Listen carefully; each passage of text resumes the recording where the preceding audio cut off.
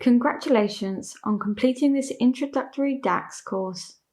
Throughout this course, we have covered some fundamental topics in DAX.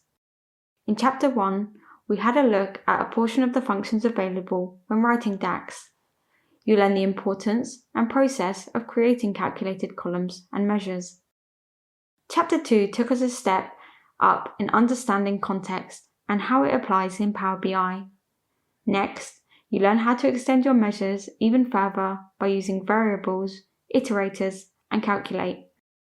In the final chapter, we learned about the importance of having a dedicated date table and how to write DAX code to create a calculated table. Finally, we introduced some date and time and format functions to expand our date table. In addition, we learned how to create quick measures that use time-intelligent functions to create complex DAX code. Now time for you to use the skills that you've learned in your own project. Practice makes perfect.